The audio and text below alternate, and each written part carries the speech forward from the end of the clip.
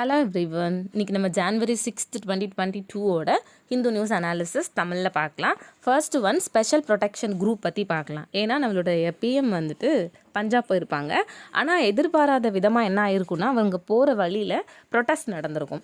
So இப்போ வந்துட்டு PM அப்படின்னு பார்க்கும்போது அவங்களுக்குன்னு ஸ்பெஷல் ப்ரொடெக்ஷன் குரூப் இருப்பாங்க. அவங்கள பற்றி பார்க்கலாம். ஓகே, ஸோ இந்த ஸ்பெஷல் ப்ரொடெக்ஷன் குரூப்புங்கிறது 1984 நம்மளுடைய பிரைம் மினிஸ்டர் இந்திரா காந்தியை அசாசினேட் பண்ணியிருப்பாங்க அவங்களோட செக்யூரிட்டி கார்ட்ஸ். ஸோ அதுக்கப்புறமா 1985 க்ரியேட் பண்ணினது தான் இந்த எஸ்பிஜி. ஸோ எஸ்பிஜி அப்படிங்கிறது எதுக்காக க்ரியேட் பண்ணியிருப்பாங்கன்னா பிரைம் மினிஸ்டர், அப்புறம் யாரெல்லாம் வந்துட்டு ஃபார்மர் பிரைம் மினிஸ்டராக முன்னால் இருந்திருப்பாங்க இல்லையா, ஸோ அவங்களோட இம்மீடியட் ஃபேமிலி மெம்பர்ஸை ப்ரொடெக்ட் பண்ணணுங்கிற ஒரு இன்டென்ஷனோட ஸ்டார்ட் பண்ணியிருப்பாங்க. ஓகேவா? ஸோ அந்த இம்மீடியட் ஃபேமிலி மெம்பர்ஸ் அப்படின்றது அந்த பிரைம் மினிஸ்டருடைய daughter, son, husband, father, mother. So அவங்களாம் இதுக்கு கீழே வருவாங்க. ஓகேவா? தென் இந்த குரூப்க்கான டைரக்டரை யார் அப்பாயிண்ட் பண்ணுவாங்கன்னா சென்ட்ரல் கவர்மெண்ட் தான் பண்ணுவாங்க. யூஸ்வலி ஐஜி ரேங்க்குக்கு மேலே, ஓகேவா, அதாவது ஐபிஎஸ் ஆஃபீஸர்ஸை தான் அப்பாயின்மெண்ட் பண்ணுவாங்க. ஓகேவா? ஸோ இதான் வந்து ஸ்பெஷல் ப்ரொடெக்ஷன் குரூப் பற்றின ஒரு விஷயம். இந்த ஸ்பெஷல் ப்ரொடெக்ஷன் பர்சனலில் அப்படின்னு பார்க்கும்போது சென்ட்ரல் லெவல்லையும் சரி, ஸ்டேட் ஃபோர்ஸஸ்லேயும் இருந்து பர்சனல்ஸ் வந்து இங்கே இருப்பாங்க, அதாவது ஆஃபீஸர்ஸ் இங்கே இருப்பாங்க. தென் ஒவ்வொரு மெம்பருமே பிரசிடெண்ட்டோட ப்ளஷர் வரைக்கும் தான், அதாவது பிரசிடெண்ட்டுக்கு எப்போ தோணுதோ ஸோ அது வரைக்கும் தான் வந்துட்டு இவங்க வந்துட்டு போஸ்ட்டில் இருப்பாங்க. ஓகேவா? தென் இந்த ஸ்பெஷல் ப்ரொடெக்ஷன் குரூப்போட அந்த பில்லை 2019 அமெண்ட்மெண்ட் பண்ணியிருப்பாங்க. ஸோ அதில் என்ன சொல்லியிருப்பாங்கன்னா, இந்த ப்ரொடெக்ஷன் வந்துட்டு ஃபார்மர் பிரைம் மினிஸ்டருக்குலாம் கொடுத்துருப்பாங்க இல்லையா, அந்த ப்ரொடெக்ஷன் என்னென்னா, இப்போது அவங்களுடைய வீடுகளில் அப்புறம் ஏதாவது ஒரு ஃபங்க்ஷன் போகும்போது, ட்ராவல் போகும்போதெல்லாம் இந்த மாதிரி எஸ்பிஜி அவங்க கூட போகணும். பட் இந்த அமெண்ட்மெண்ட் மூலமாக என்ன கொண்டு வந்திருப்பாங்கன்னா, ஃபங்க்ஷன்ஸ்லாம் இந்த மாதிரி பிரைம் மினிஸ்டர்ஸ் போகும்போது அவங்க கூட போகணும்னு அவசியம் இல்லை. ஜஸ்ட் அவங்களுடைய ரெசிடென்ஸில் மட்டும், அஃபிஷியல் ரெசிடென்ஸில் மட்டும்தான் இந்த ப்ரொடெக்ஷன் அப்படின்ற மாதிரி அந்த அமெண்ட்மெண்ட் கொண்டு வந்திருப்பாங்க. ஓகேவா? ஸோ இதான் எஸ்பிஜி பற்றின ரீசெண்டான நியூஸ். தென் நெக்ஸ்ட் ஒன் என்ன அப்படின்னு பார்த்துட்டிங்கன்னா, சுகர் கேன் பற்றி பார்க்கலாம். ஓகேவா? ஏன்னா அதில் வந்துட்டு ஒரு ஆர்டிக்கல் சுகர் கேன் பற்றி கொடுத்துருப்பாங்க. அதில் தமிழ்நாடு வந்துட்டு அதில் டாப்பாக இருக்கிறாங்கன்ற மாதிரி கொடுத்துருப்பாங்க. ஸோ நம்ம இதில் சுகர் கேன் பற்றி மொத்தமாக பார்க்கலாம். சுகர் கேன் அப்படின்னு பார்க்கும்போது இந்த வேர்ல்டில் சுகருக்கான மெயின் சோர்ஸ் என்னென்னா சுகர் கேனும், அதாவது கரும்பும், சுகர் பீட்டும் தான். ஓகேவா? தென் இப்போது நம்மளுடைய சுகர் கேனில் இருந்து மட்டுமே வேர்ல்டுக்கு தேவையான 60% சுகர் வந்து கிடைக்குதாமா. ஓகேவா?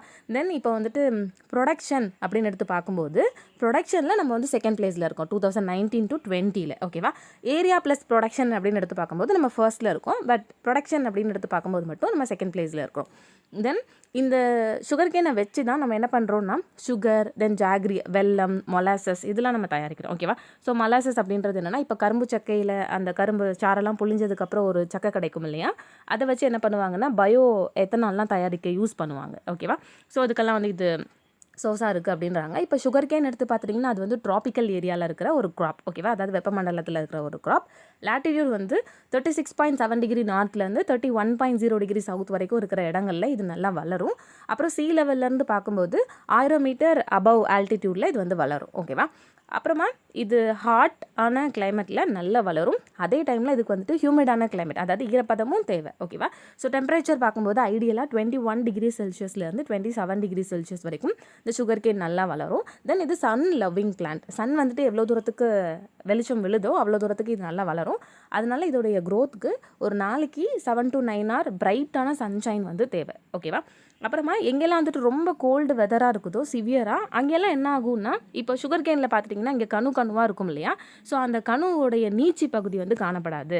அந்த ஸ்ப்ரவுட்டிங், அந்த மொட்டு விடுறதுன்னு சொல்லுவோம் இல்லையா, ஸோ அந்த மொட்டு விடுறத இந்த சன் இருந்தால் மட்டும்தான் நல்லாயிருக்கும். சிவியரான கோல்டு வெதர் இருந்துச்சுன்னா அந்த பட்டிங் வந்து நடக்காது அப்படின்ற மாதிரி சொல்கிறாங்க. ஸோ சுகர் கேன் வந்து சன் லவ்விங் பிளான்ட். ஓகேவா?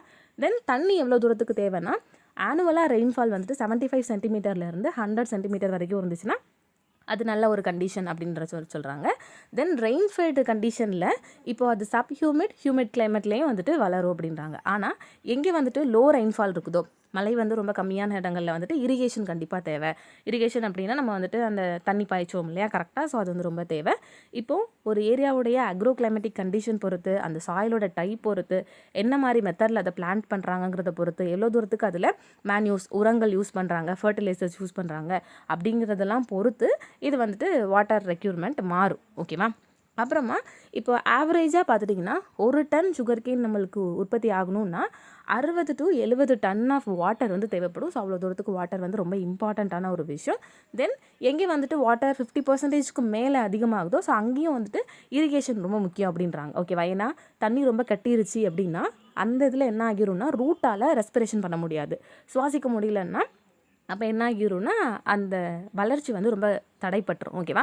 அதே மாதிரி எக்ஸசிவாக நம்ம வந்துட்டு இரிகேஷன் பண்ணாமல் விட்டுட்டோம், நிறைய தண்ணி அதை சுற்றி கட்டிடுச்சு அப்படின்னா அந்த தாவரத்துக்கு தேவையான சத்துக்கள் எல்லாம் அடிச்சுட்டு போயிடும் அந்த தண்ணியில். அது போக யூஸ்ஃபுல்லான மைக்ரோ ஆர்கானிசம்ஸ் வந்துட்டு ரொம்ப கம்மியாக ஆரம்பிச்சிரும். அப்புறமா எக்ஸசிவ் பிரான்ச்சிங் அப்படின்ற ஒரு விஷயம் வந்துட்டு நடக்காது, ரொம்ப கம்மியாயிரும் அப்படின்ற மாதிரி சொல்கிறாங்க. ஓகேவா? அப்புறமா இப்போ அந்த சாயில், எந்த சாயில் ரொம்ப பெஸ்ட்டானது அப்படின்னு பார்த்துட்டிங்கன்னா இதுக்குன்னு ரெட் சாயில், அப்புறமேட்டு இதுக்குன்னு அலுவியல் சாயில்னா ரிவர்லேருந்து வரும்ல, ஸோ அந்த மாதிரி டிஃப்ரெண்ட் வெரைட்டிஸ் ஆஃப் சாயிலில் இது வளரும். ஓகேவா? ஸோ குறிப்பிட்ட சாயிலில் தான் இது பெஸ்ட்டாக வளரும் அப்படிலாம் கிடையாது, வெரைட்டி ஆஃப் சாயிலில் இது நம்மளால் க்ரோ பண்ண முடியும். இதான் வந்துட்டு சுகர் கேன் பற்றின ஒரு விஷயம். அதோட டிஸ்ட்ரிபியூஷன் பார்க்கும்போது இண்டோகான்ஸ்டிக் பிளெயினில் இது வந்துட்டு அதிகமாக காணப்படுது. ஓகேவா? ஸோ அப்போ லார்ஜ்லி கான்சன்ட்ரேட்டட் ஏரியான்னு பார்த்துட்டிங்கன்னா உத்தரப்பிரதேஷ் தான். உத்தரப்பிரதேஷ் மட்டும் எடுத்து பார்க்கும்போது நம்மளோட கண்ட்ரியில் சுகர் கேன் அப்படின்னு பார்க்கும்போது 50%க்கு மேலே லார்ஜஸ்ட் ஏரியா இங்கே தான் கல்டிவேட் பண்ணுறாங்க. தென் வெஸ்டர்ன் இந்தியாவில் அது எங்கே பண்ணுறாங்கன்னா மகாராஷ்டிரா, குஜராத் அந்த சைடில் பண்ணுறாங்க. சதர்ன் இந்தியான்னு பொறுத்த வரைக்கும் இப்போ இரிகேட்டட் ட்ராக் எங்கெல்லாம் காணப்படுதுன்னா கர்நாடகா, தமிழ்நாடு, ஆந்திர பிரதேசில் காணப்படுது. இது போக பீகார், பஞ்சாப், ஹரியானாலையும் இந்த டிஸ்ட்ரிபியூஷன் காணப்படுது. ஓகேவா? தென் சுகர் கேன் ப்ரொடக்ஷன் அப்படிங்கிறது வந்துட்டு உத்தரப்பிரதேசில் அதிகமாக காணப்படுது, அதுக்கப்புறமேட்டு மகாராஷ்டிரா. பட் ப்ராடக்டிவிட்டி வைஸ் அப்படின்னு எடுத்து பார்க்கும்போது தமிழ்நாடு வந்துட்டு ஃபர்ஸ்ட்டில் இருக்கிறாங்க. ஓகேவா? ஸோ ப்ராடக்டிவிட்டின்னு எடுத்து பார்க்கும்போது நம்ம தான் வந்து ஃபர்ஸ்ட்டில் இருக்கிறோம். இதில் வந்துட்டு நம்மளுக்கு அடுத்து தான் வந்துட்டு கர்நாடகா, மகாராஷ்டிரா இருக்கிறாங்க. ஓகே, ஸோ ப்ராடக்டிவிட்டின்னு பார்க்கும்போது பெர் ஹெக்டேருக்கு நம்ம வந்து 100 டன்னுக்கு மேலே நம்ம ப்ராடக்டிவிட்டி கொடுக்குறோம். ஓகேவா? தென் யார் லோவஸ்ட் ப்ராடக்டிவிட்டி அப்படின்னு பார்த்துட்டிங்கன்னா பீகார் தான். அப்புறமா இப்போ சுகர் இண்டஸ்ட்ரி அப்படின்னு எடுத்து பொறுத்த வரைக்கும் நம்மளுடைய அக்ரோ பேஸ்டு இண்டஸ்ட்ரியில் எத்தனாவதாக இருக்குது அப்படின்னு பார்த்துட்டிங்கன்னா செகண்ட். அப்போ ஃபஸ்ட்டு யார் இருக்காங்கன்னா டெக்ஸ்டைல்ஸ். ஓகேவா? ஸோ அக்ரோ பேஸ்டு இண்டஸ்ட்ரியில் டாப் வந்து டெக்ஸ்டைல்ஸ், அது டெக்ஸ்டைல் அப்புறம் தான் வந்துட்டு சுகர் இண்டஸ்ட்ரி இருக்கிறாங்க. ஓகேவா? ஸோ இதான் வந்துட்டு சுகர் இண்டஸ்ட்ரி பற்றின முக்கியமான விஷயங்கள், சுகர் கேன் பற்றின முக்கியமான விஷயங்கள். ஓகேவா? தென் தேர்ட் ஒன் என்ன அப்படின்னு பார்த்துட்டிங்கன்னா இதில் வந்துட்டு மிஸ்இன்ஃபர்மேஷன் பற்றி பார்க்கலாம். ஓகேவா? ஸோ ஏன் வந்துட்டு மிஸ்இன்ஃபர்மேஷன் பற்றி பார்க்குறோன்னா ஒரு டேட்டா பாயிண்ட் கொடுத்துருப்பாங்க. ஸோ அதில் என்ன சொல்லியிருப்பாங்கன்னா misinformation through a feminist lens அப்படின்னு கொடுத்துருப்பாங்க. ஓகேவா? ஸோ மிஸ்இன்ஃபர்மேஷனுக்கும் ஃபெமினிசமுக்கும் என்ன சம்மந்தம் அப்படின்னு கொடுத்துருப்பாங்க. ஃபர்ஸ்ட் ஒன் மிஸ்இன்ஃபர்மேஷன் அப்படின்றது ஒரு கரெக்டாக இல்லாத ஒரு இன்ஃபர்மேஷனை வந்துட்டு, தவறான இன்ஃபர்மேஷனை, எஸ்பெஷலி ஒருத்தவங்களை வந்துட்டு நம்ம அவமானப்படுத்தணும், அவங்களுடைய ரெஸ்பெக்டை வந்துட்டு கம்மி பண்ணணுங்கிற ஒரு இன்டென்ஷனோட ஒரு விஷயம் பரப்புகிறாங்கன்னா அதுதான் வந்து மிஸ்இன்ஃபர்மேஷன். மோஸ்ட்லி இதால் யார் அஃபெக்ட் ஆகுறாங்கன்னா விமென். ஓகேவா? அப்படி அஃபெக்ட் ஆகும்போது அவங்க வந்துட்டு அவங்களுடைய வாய்ஸ் ரொம்ப வந்துட்டு அமைதி பண்ணிடுறாங்க. அவங்களுடைய க்ரோத்தை மொத்தத்தாக சொசைட்டி அப்படின்னு பார்க்கும்போது அவங்களுடைய க்ரோத் அந்த இடத்துல வந்துட்டு தடைப்படுது அப்படின்ற மாதிரி சொல்கிறாங்க. ஓகேவா? ஸோ மிஸ்இன்ஃபர்மேஷனுக்கும் இப்போ வந்துட்டு மற்ற விஷயங்களுக்கும் நிறைய சம்மந்தம் இருக்குது. அதாவது மிஸ்இன்ஃபர்மேஷன் அப்படின்னு பார்க்கும்போது ஒருத்தவங்களுடைய ரிலீஜியஸ், கேஸ்டிசம், தென் அவங்களுடைய என்ன மதம் ஃபாலோ பண்ணுறாங்க அதெல்லாம் பொறுத்தும் இந்த மிஸ்இன்ஃபர்மேஷனுக்கும் ஒரு இன்டர்செக்சுவரல் சேலஞ்சஸ் இருக்குது அப்படின்றாங்க. ஸோ எக்ஸாம்பிள் என்ன சொல்கிறாங்கன்னா சஃபூரா சர்கர். ஓகேவா? ஸோ இவங்க வந்துட்டு டெல்லியில் அந்த சிஏஏ ஆக்ட் கொண்டு வந்தப்போ அவங்க என்னென்னா ரொம்ப அதிகமாக போராடி இருப்பாங்க, ஒரு பெரிய ஆக்டிவிஸ்ட் அவங்க. ஆனால் என்ன ஆகிருக்குன்னா அதுக்கடுத்து கொஞ்ச நாள் கழிச்சு அவங்களோட ஃபேஸை வந்து கொஞ்சம் மாடிஃபை பண்ணி பானோகிராஃபிக் வீடியோஸ் வந்துட்டு அவங்கள பற்றி போட ஆரம்பிச்சிருப்பாங்க, இன்ஃபர்மேஷன். ஓகேவா? ஸோ அது எது கூட சம்மந்தப்பட்டதுன்னு இந்த ஆத்தர் சொல்கிறாங்கன்னா இஸ்லாமோஃபோபியா, அதுக்கப்புறமேட்டு அவங்களோட கேஸ்டிசம், தென் அவங்களுடைய ரிலீஜியஸ் இன்டாலரன்ஸ், இதெல்லாம் வந்துட்டு சம்மந்தப்பட்ட ஒரு விஷயங்கள் தான் இந்த சஃபூரா சர்கார் இருக்கிறாங்கல்ல. ஸோ இவங்களை பற்றி மற்றவங்க வந்துட்டு தப்பாக எழுத ஒரு முக்கியமான காரணம். ஸோ மற்றவங்களுக்கு இந்த மாதிரி விஷயங்கள் வந்துட்டு இருக்குது. ஸோ மிஸ்இன்ஃபர்மேஷனுக்கும் இந்த இன்டர்செக்ஷனல் சேலஞ்சஸ்க்கும் பெரிய தொடர்பு இருக்குது அப்படின்ற மாதிரி சொல்கிறாங்க. தென் யார் இந்த மாதிரி தவறான விஷயங்களை பரப்புகிறா அப்படின்னு பார்த்துட்டிங்கன்னா மெயின்லி மென். ஏன்னா இப்போ நம்ம நெட் அப்படின்னு எடுத்து பார்க்கும்போதுலே ஆன்லைன் யார் அதிகமாக யூஸ் பண்ணுறாங்கன்னா மென் தான் விமனை விட அதிகமாக யூஸ் பண்ணுறாங்க. ஓகேவா? ஸோ மென் என்ன பண்ணுறாங்கன்னா சம்டைம்ஸ் இப்போ மிஸ்இன்ஃபர்மேஷன் அப்படின்றத வந்துட்டு என்ன பண்ணுறாங்கன்னா இப்போ ஒரு விமன் வந்து அதிகமாக குரல் கொடுக்குறாங்க ஏதாவது ஒரு விஷயத்துக்காக அப்படின்னா, ஸோ அந்த விஷயத்தை நம்ம தடை பண்ணணும் அப்படின்றதுக்காக இவங்க வந்துட்டு பாலிட்டிக்ஸில் இதை வந்துட்டு அதிகமாக யூஸ் பண்ணுறாங்க அப்படின்றாங்க. ஓகேவா? ஸோ மிஸ்இன்ஃபர்மேஷனுக்கும் செக்ஸிசமுக்கும் என்ன ரிலேஷன்ஷிப் அப்படின்னா ரெண்டுக்கும் சிம்பயாட்டிக் ரிலேஷன்ஷிப். சிம்பயாட்டிக்னா என்ன, ரெண்டு பேருக்குமே வந்து மியூச்சுவல் பெனிஃபிட்ஸ் வந்து அங்கே இருக்கும். ஓகேவா? ஸோ மிஸ்இன்ஃபர்மேஷன் அப்படின்றத வந்துட்டு எப்போவுமே எதுக்காக யூஸ் பண்ணுறாங்கன்னா ஒரு அவுட் ஸ்போக்கன் விமன் இருக்கிறாங்க அப்படின்னா கேள்வி கேட்குறாங்க எதிர்த்து அப்படின்னா, ஸோ அவங்கள வந்துட்டு கொச்சைப்படுத்துறதுக்காக திரும்ப அவங்கள வந்துட்டு கம்மி பண்ணி இந்த பேட்ரியார்கல் நார்ம்ஸை தான் அதிகப்படுத்தணும். அதாவது ஆண்களுடைய சத்தம் தான் அதிகமாக இருக்கணும் அப்படின்னு நினைப்பாங்க இல்லையா? ஸோ அந்த மாதிரி எண்ணங்களை அதிகப்படுத்துறதுக்காக தான் விமனை என்ன பண்ணுறாங்கன்னா இந்த மாதிரி தரக்குறைவாக பேசுகிறாங்க அப்படின்ற மாதிரி சொல்கிறாங்க. தென் ஆர்கனைஸ்டு மிஸ்இன்ஃபர்மேஷன் அப்படின்னு எடுத்து பார்க்கும்போது அங்கே என்ன ஆகுதுன்னா டெமோக்ரஸி வந்து பாதிக்கப்படுது. ஓகேவா? ஒரு ஹெல்தி டெமோக்ரஸி அப்படின்றது வந்துட்டு பார்ட்டிசிபேட்டரியாக இருக்கணும். அது போக அது ஜெண்டர் இன்க்ளூசிவ்னஸை ப்ரமோட் பண்ணுறதா இருக்கணும். ஜெண்டர் இன்க்ளூசிவ்னஸ் அப்படின்றது ஒரு சொசைட்டி பொறுத்த வரைக்கும் மென் விமென் 2 பேருமே வந்து டிசிஷன் மேக்கிங்கில் ஈடுபடுறது தான் ஜெண்டர் இன்க்ளூசிவ்னஸ். பட் எப்போ வந்துட்டு அது இல்லையோ அப்போ என்ன ஆகும்னா அந்த டெமோக்ரஸி வந்து ஹெல்த்தியாக இருக்காது. ஓகேவா? ஸோ இந்த செக்ஸிசமும் சரி மிஸ்இன்ஃபர்மேஷனும் சரி விமென் வந்துட்டு அவங்களுடைய விஷயத்துக்காக பேசுகிறது, ஒரு நல்ல விஷயத்துக்காக பேசுகிறது தடுக்குது. ஸோ இது எதுக்கு அகெயின்ஸ்ட் ஆனதுன்னா ஒரு ப்ராக்ரெசிவ் சொசைட்டிக்கு கவுண்டர் பார்ட், அதாவது எதிரான ஒரு விஷயம் அது இந்தியாவில் அதிகமாக நடந்துட்டு இருக்குது அப்படின்ற மாதிரி சொல்கிறாங்க. கொடுத்துட்டு நம்ம என்ன பண்ணலாம் அப்படின்னா ஃபர்ஸ்ட் ஒன் நம்ம வந்துட்டு ஸ்ட்ரிக்டான information technology intermediary guidelines and digital media ethics code rules 2021 follow பண்ணணும் அப்படின்றாங்க. ஸோ இதுக்காக எல்லா இன்டர்மீடியட்டரிஸ் அதாவது சோஷியல் மீடியா இன்டர்மீடியட்டரிஸ் வந்து புதுசாக அடுத்த நெக்ஸ்ட் ஸ்டெப்ஸ் வந்து எடுக்கணும் அப்படின்றாங்க. சோஷியல் மீடியா இன்டர்மீடியட்டரிஸ் அப்படின்னு எடுத்து பார்க்கும்போது ஃபேஸ்புக், வாட்ஸ்அப், ட்விட்டர் அவங்களாம் வந்து அதில் வருவாங்க. ஓகேவா? தென் இப்போ வந்துட்டு யூசர்ஸ் இருப்பாங்கல்ல. ஃபார் எக்ஸாம்பிள் நம்ம வாட்ஸ்அப் யூஸ் பண்ணுறோம் அப்படின்னா விமன் பாதிக்கப்படுறாங்கன்னா விமன் போய் கம்ப்ளைண்ட் பண்ணுறதுக்காக இங்கே என்ன இருக்கணும்னா ஒரு கிரீவியன்ஸ் ரெட்ரஸல் மெக்கானிசம் இருக்கணும் அப்படின்ற மாதிரி சொல்கிறாங்க. அப்போ தான் வந்து பாதிக்கப்படுறவங்க அங்கே போய் கம்ப்ளைண்ட் பண்ண முடியும். அதே மாதிரி இப்போ ஆன்லைன் சேஃப்டி அண்ட் யூசர்ஸோட டிக்னிட்டியை என்ஷூர் பண்ணணும். எஸ்பெஷலி விமன் யூசர்ஸ் அப்படின்னு வரும்போது ஸோ அவங்களோட சேஃப்டி அண்ட் டிக்னிட்டியை என்ஷூர் பண்ணுற மாதிரி ஸ்டெப்ஸ் வந்துட்டு இன்டர்மீடியட்டரிஸ் ஃபாலோ பண்ணணும். அது போக அடிஷ்னலாக இப்போ சோஷியல் மீடியா இன்டர்மீடியட்டரிஸ்னு வரும்போது அவங்க நிறையா ஸ்டெப்ஸ் ஃபாலோ பண்ணணும் அப்படின்ற மாதிரி சொல்கிறாங்க. ஓகேவா?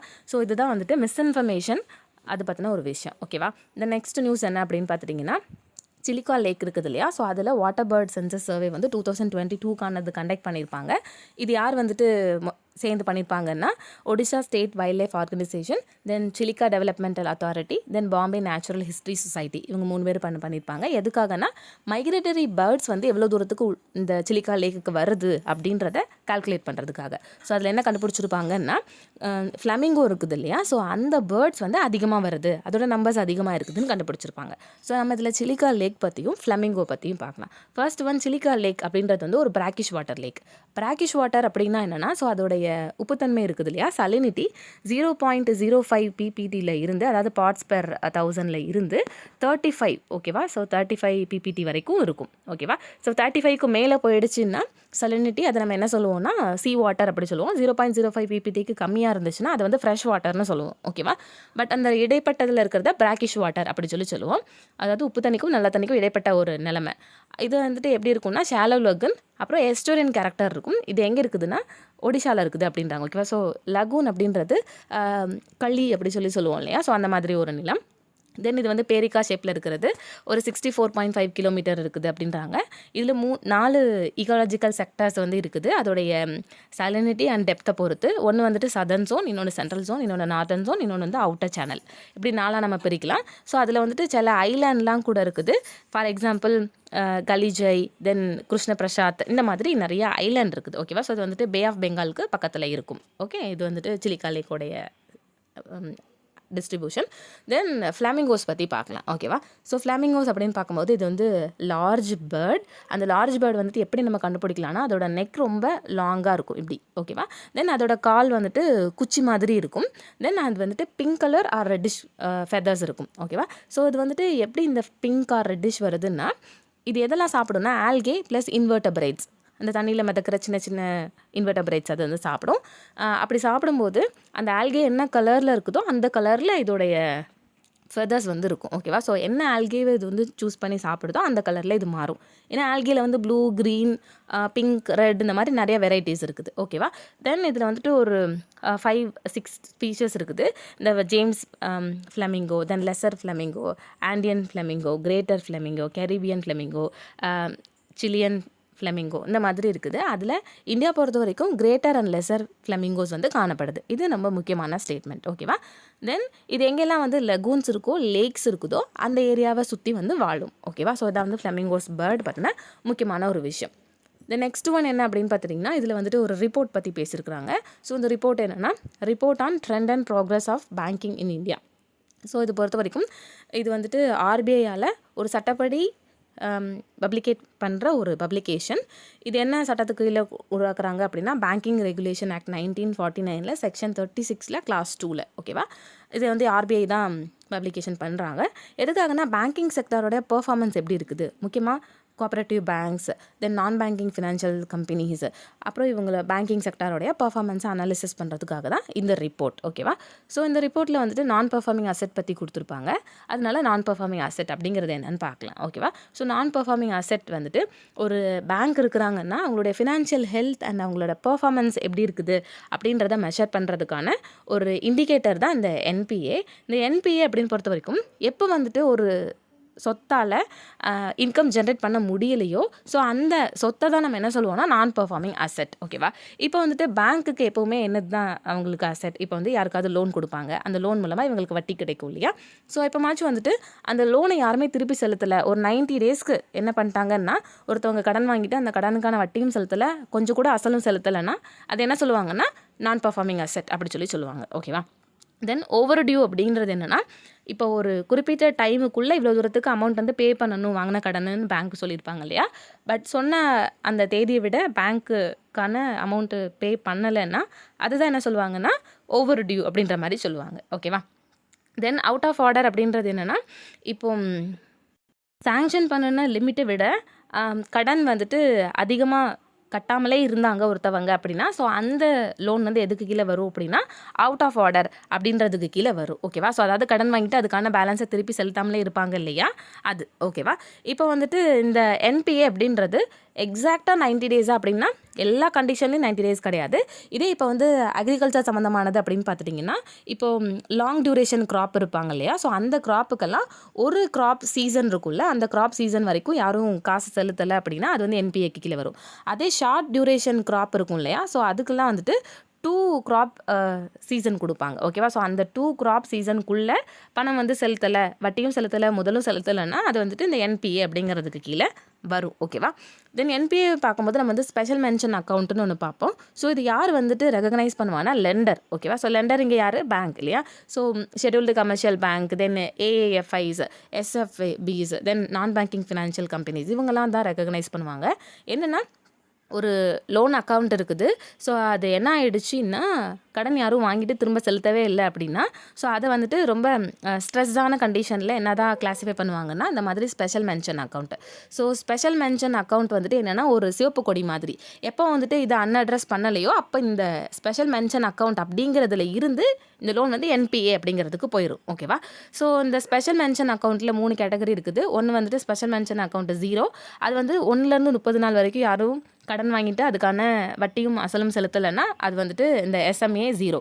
எஸ்எம்ஏ 1 அப்படிங்கிறது 31 to 60 டேஸ் டைம் கொடுப்பாங்க. எஸ்எம்ஏ 2 அப்படிங்கிறது 61 to 90 டேஸ் கொடுப்பாங்க. ஓகேவா, தென் இந்த இதில் இன்னொன்று என்ன கொடுத்துருப்பாங்கன்னா ரைட் ஆஃப் அப்படின்னு ஒரு விஷயம் கொடுத்துருப்பாங்க. ஸோ ரைட் ஆஃப் அப்படின்றது என்னென்னா இப்போ வந்துட்டு பொறுப்பில் இருக்கிற ஒரு அக்கௌண்ட்டோட அசட்டோட வேல்யூவை குறைக்கிறது. ஓகேவா, ஸோ இது வந்துட்டு எப்போ பண்ணுவாங்கன்னா ஒரு அசட்டுக்கான கலெக்ட் பண்ணக்கூடிய எல்லா விதமான மெத்தடும் காலியாகிட்டு அந்த மெத்தட்ஸ் எல்லாம் தீர்ந்ததுக்கு அப்புறமேட்டும் இன்னும் பேங்க்கால் அவங்க கொடுத்த அந்த அசட்டுக்கான லோனை வந்து திருப்பி செலுத்த முடியல, திருப்பி வாங்க முடியல அந்த லோனை அப்படின்னா ஸோ அதுதான் என்ன சொல்லுவாங்கன்னா அந்த மாதிரி ரைட் ஆஃப் அப்படி சொல்லுவாங்க.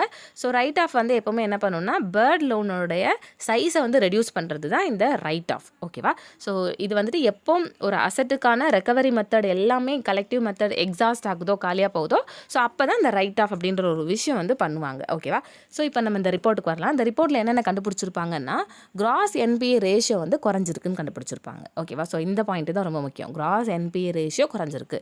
இந்த கிராஸ் என்பிஏ ரேஷியோனா என்னென்னா இப்போ இந்த கிராஸ் அட்வான்சஸ் இருக்குது இல்லையா, ஸோ அதில் எவ்வளோ பர்சன்டேஜ் இந்த கிராஸ் என்பிஏ இருக்குது அப்படின்ற மாதிரி பார்ப்பாங்க. ஓகேவா, ஸோ இந்த கிராஸ் என்பிஏ அப்படின்னு பார்க்கும்போது 2015-16 டைமில் பப்ளிக் செக்டார் பேங்க்கில் ரொம்ப அதிகமாக இருந்திருக்கும். அதுக்கப்புறமா இப்போ 2019 to 20 டைமில் கொஞ்சம் கொஞ்சமாக குறைஞ்சிட்டு வந்துருக்குது மாடரேட்டிவாக அப்படின்றாங்க. இது குறையிறதுக்கான ரீசன் என்ன சொல்லியிருக்காங்க அப்படின்னா இப்போ 2021 அந்த ஃபினான்ஷியல் இயர் இருக்குது இல்லையா?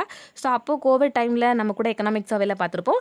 என்பிஏ எல்லாம் வந்துட்டு என்பிஏ அப்படின்னு சொல்லாமல் அதை வந்துட்டு என்ன சொல்லியிருப்பாங்கன்னா ஸ்டாண்ட் ஸ்டில் லோன் அப்படின்ற மாதிரி அசட்டை கிளாஸிஃபிகேஷன் பண்ணியிருப்பாங்க. ஓகேவா?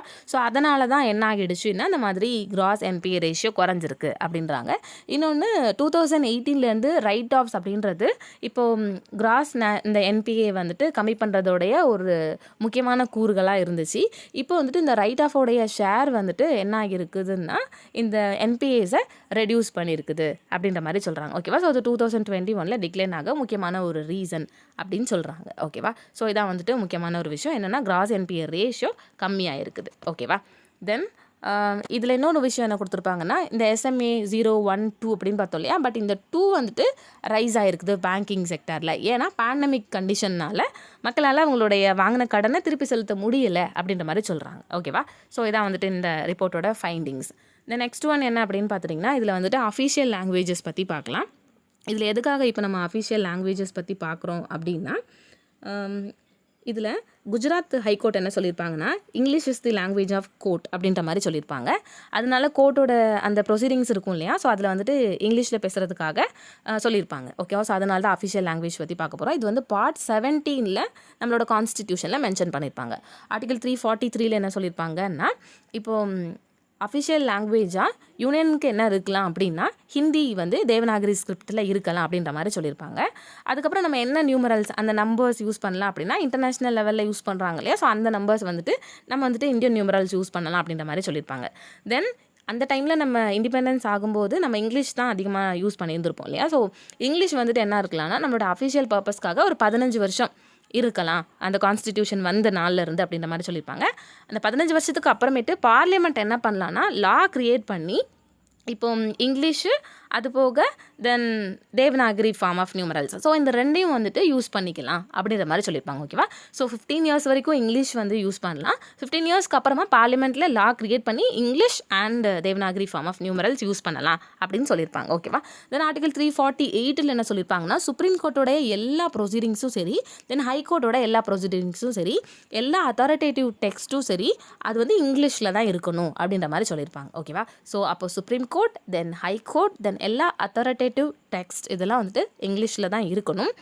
கவர்னர் இப்போது பிரசிடென்ட் கிட்ட முன்னாடியே பெர்மிஷன் வாங்கிட்டு என்ன பண்ணலான்னா ஹிந்தி இல்லைனா இப்போ ஒரு ஸ்டேட்டில் ஃபார் எக்ஸாம்பிள் தமிழ்நாடு அப்படின்னா ஸோ தமிழ். ஓகேவா? ஸோ அந்த ஸ்டேட்டோடைய ரீஜனல் லாங்குவேஜ் என்ன சொல்லலாம்னா இப்போ ஹைகோர்ட் இருக்கும்ல ஸோ ஹைகோர்ட்டோடைய ப்ரொசீடிங்ஸ்க்காக வேணால் யூஸ் பண்ணிக்கலாம் அப்படின்ற மாதிரி சொல்லியிருப்பாங்களே தவிர ஜட்ஜ்மெண்ட்டுக்கெலாம் யூஸ் பண்ண முடியாது. ஓகேவா? ஸோ இதெல்லாம் முக்கியமான டேர்ம்ஸ். ஓகே, இப்போது கவர்னர் பிரசிடென்ட் கிட்ட ப்ரையார் கன்சென்ட் வாங்கிட்டு இப்போ ஒரு ஸ்டேட்டில் கோர்ட்டோட ஹைகோர்ட்டோடைய proceedings not a supreme court ஹைகோர்ட்டோட ப்ரொசீடிங்ஸில் ஹிந்தி ஆர் அந்த எந்த ஒரு லாங்குவேஜாக இருந்தாலும் யூஸ் பண்ணிக்கலான்ற மாதிரி சொல்லியிருப்பாங்க. ஓகேவா?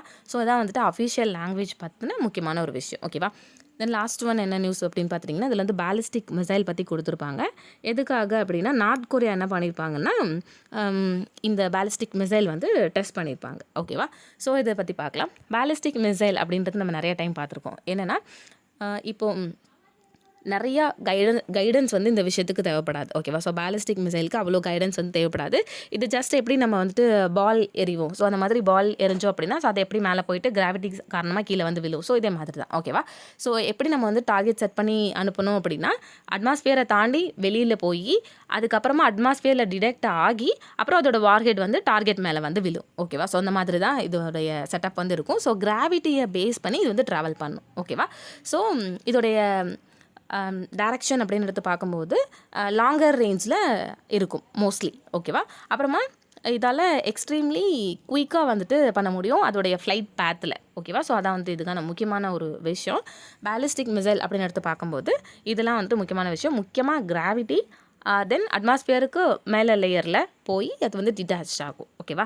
இதுக்கான இந்த பேலிஸ்டிக் மிசைல் வந்துட்டு எங்கெல்லாம் நம்ம இருந்து லான்ச் பண்ண முடியும் அப்படின்னா ஷிப்பு லேண்ட் பேஸ்டு ஃபெசிலிட்டிஸ்லேருந்து நம்மளால் லான்ச் பண்ண முடியும். அப்புறமா இப்போது இது வந்துட்டு மோஸ்ட் ஃபியர்டு வெப்பன்ஸை வந்து இதில் வச்சு நம்மளால் அனுப்ப முடியும். இதில் சில டைப்ஸ் இருக்குது. ஒன்று வந்து ஷார்ட் ரேஞ்ச் பேலிஸ்டிக் மிசைல் அதாவது 1000 கிலோமீட்டருக்கும் கம்மியாக நம்மளோட டார்கெட் நம்ம வச்சு சென்ட் பண்ணோம்னா அது வந்து ஷார்ட் ரேஞ்ச் பேலிஸ்டிக் மிசைல். இன்னொன்று மீடியம் ரேஞ்ச் பேலிஸ்டிக் மிசைல் அது வந்துட்டு 1000 to 3000 kilometre. Then intermediate range அப்படின்னு பார்க்கும்போது 3000 5,000 to 5,500 kilometers. Then inter continental கண்டம் விட்டு கண்டம் பாயும் இல்லையா, ஸோ அது வந்துட்டு 5,500 கிலோமீட்டருக்கு மேலே நம்ம வந்து இந்த டார்கெட் செட் பண்ணி அனுப்பணும்னா அது வந்து இன்டர் கான்டினென்டல். ஓகேவா. இந்த பாலிஸ்டிக் மிசைல்ஸ்க்கு எக்ஸாம்பிள் வந்துட்டு அக்னி 1, 2, பிருத்வி 1, பிருத்வி 2, தனுஷ் இதெல்லாம் வந்துட்டு இந்த பாலிஸ்டிக் மிசைலுக்கு எக்ஸாம்பிள். இந்த எக்ஸாம்பிள்ஸ் ரொம்ப இம்பார்ட்டண்ட். ஓகேவா. தென் இப்போ நம்ம பாலிஸ்டிக் மிசைல் பார்த்தோம் இல்லையா, அதே மாதிரி க்ரூஸ் மிசைல் பார்க்கலாம். க்ரூஸ் மிசைல் அப்படின்றது என்னென்னா, டார்கெட் வந்துட்டு நம்ம கரெக்டாக போய் செட் பண்ணுறதுக்கு இங்கே வந்து நேவிகேஷன் வந்து இருக்கும். ஓகேவா. ஸோ நேவிகேஷன்னா கைடன்ஸ் வந்து அங்கேயே இருக்கும், வழிகாட்டி அப்படி சொல்லுவோம். ஓகேவா. பட் பாலிஸ்டிக் மிசைலுக்கு அவ்வளோ கைடன்ஸ் தேவை கிடையாது. இங்கே வந்துட்டு இந்த மிசைலுக்கான ஒரு கீ என்ன அப்படின்னு பார்த்துட்டிங்கன்னா, இதோடைய ஓன் பவர்லேயே டார்கெட்டை என்ன பண்ணுன்னா போய் அட்டாக் பண்ணும். ஓகேவா. ஸோ அதுக்கான கைடன்ஸ் வந்துட்டு அங்கேயே இருக்கும். இப்போ க்ரூஸ் மிசைல் அப்படின்னு எடுத்து பார்க்கும்போது ஜென்ரலி அதில் என்ன இருக்குன்னா, ஒரு கைடன்ஸ் சிஸ்டம் இருக்கும், பேலோடு இருக்கும். பேலோடுனா நம்ம வந்துட்டு டார்கெட்டை ஹிட் பண்ணுறதுக்காக வச்சு அனுப்புவோம் இல்லையா, ஸோ அந்த பேலோடு. தென் ஏர்க்ராஃப்ட் ப்ரொப்பல்ஷன் சிஸ்டம் இருக்கும். அது போக ஸ்மால் விங்ஸ் வந்துட்டு ஏர் ஃப்ளேமோட சேர்ந்து இருக்கும். தென் ஃப்ளைட் கண்ட்ரோல் சிஸ்டம் வந்து அங்கே இருக்கும். ஓகே. ஸோ அதில் வந்து ஒரு க்ரூஸ் மிசைல்னால் ஜென்ரலி இருக்கிறது. அது போக இதில் எங்கேருந்து நம்ம லான்ச் பண்ணலாம் அப்படின்னா, லேண்டு, சி, ஈவன் ஏர்லேருந்து கூட நம்மளால் லான்ச் பண்ண முடியும்.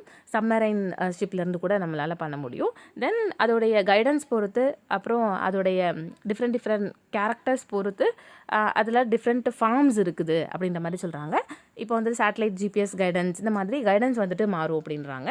தென் இப்போ இது வந்துட்டு எதுக்கு ரொம்ப ஸ்பெஷல் அப்படின்னு பார்த்துட்டிங்கன்னா, இப்போது இதுக்கு முன்னாடி நம்ம பார்த்த பாலிஸ்டிக் மிசைல் மாதிரி இது ரொம்ப அட்மாஸ்பியருக்கு அவுட் சைட்லலாம் போய் ட்ராவல் பண்ணாது. இது வந்துட்டு லேண்ட் இப்படி இருக்குதுன்னா, ஸோ லேண்டுக்கு பக்கத்துலேயே தான் அது வந்து ட்ராவல் பண்ணும். ஸோ அப்படி ட்ராவல் பண்ணும்போச்சில் இப்போ வேறு ஏதாச்சும் ஒரு ஆன்டி மிசைல் சிஸ்டம் வந்துட்டு இதை கண்டுபிடிக்க முடியாது. ஒரு வேளை ஆன்டி மிசைல் சிஸ்டம் இதை கண்டுபிடிச்சிட்டுனா இதை வந்து இது அழிச்சிரும் இல்லையா. அதனால எந்த ஒரு ஆன்டி மிசைல் சிஸ்டத்துக்கிட்டேயும் இருந்து நம்ம வந்து டிடெக்ஷன் ஆகிடக்கூடாது, அவங்க நம்மளை கண்டுபிடிச்சிடக்கூடாது, அதை அவாய்ட் பண்ணணுங்கிறதுக்காக இவங்க வந்துட்டு சர்ஃபேஸுக்கு பக்கத்துலேயே ட்ராவல் பண்ணி போவாங்க. ஓகேவா. ஸோ அது வந்துட்டு எஸ்பெஷலி லோ லெவல் ஃப்ளைட்டு தான் இதுக்கு வந்துட்டு ஒரு முக்கியமான ஒரு ஃபீச்சர். அப்புறமா இதோடைய பேலோட் வந்துட்டு ஹை ப்ரெசிஷனில் டிசைன் பண்ணி அனுப்புவாங்க. ஓகேவா. ஸோ அதோட டார்கெட் வந்து ரொம்ப அக்யூரேட்டாக வச்சு அனுப்புவாங்க. இதெல்லாம் வந்து இந்த க்ரூஸ் மிசைலோடைய ஃபீச்சர்ஸ். ஓகேவா. ஸோ இதுக்கு எக்ஸாம்பிள் வந்துட்டு நிர்பை, அது போக பிரம்மோஸ், இதெல்லாம் வந்துட்டு க்ரூஸ் மிசைலோடைய எக்ஸாம்பிள்ஸ். ஓகேவா. இதான் வந்துட்டு க்ரூஸ் மிசைல் பற்றின ஒரு விஷயம். இப்போ வந்துட்டு ஒரு வேளை நம்மளுக்கு பாலிஸ்டிக் மிசைலையும் க்ரூஸ் மிசைலையும் நீங்கள் கம்பேர் பண்ணி எழுதுங்க அப்படின்னா, ஸோ அந்த கம்பேரிசனும் நம்மளுக்கு தெரிஞ்சிருக்கணும். ஓகேவா. ஸோ என்னென்னா, க்ரூஸ் மிசைல் வந்து அட்மாஸ்பியரில் போய் அவ்வளோ தூரத்துக்கு தாண்டி ஒர்க் ஆகாது. பட் பாலிஸ்டிக் மிசைல் வந்து அட்மாஸ்பியர் வரைக்கும் போய் வந்துட்டு ஒர்க் ஆகும். அப்புறம் க்ரூஸ் மிசைலுக்கு வந்துட்டு அதோடைய ஓன் பவராலேயே ஃபுல் என்டையரி கைடு வந்துட்டு அதிலே இருக்கும். பட் பிரம்மோஸ்க்கு வந்து அவ்வளோ கைடன்ஸ் வந்துட்டு தேவைப்படாது. பிரம்மோஸ் வந்து ஹை ஆல்டிடியூடில் வந்துட்டு ஒர்க் ஆகும். பட் க்ரூஸ் மிசைல் வந்துட்டு நியர் டு சர்ஃபேஸில் தான் ஒர்க் ஆகும். ஓகேவா. தென் அதுக்கான எக்ஸாம்பிள்ஸ் வந்து நம்ம எழுதிக்கலாம். இதெல்லாம் வந்துட்டு கம்பேர் பண்ணுறதுக்கான பாயிண்ட்ஸ். ஓகேவா. ஓகே. இன்றைக்கி நியூஸ் அனாலிசிஸ் அவ்வளோதான். தேங்க்யூ ஸோ மச் ஃபார் வாட்சிங். Have a great day.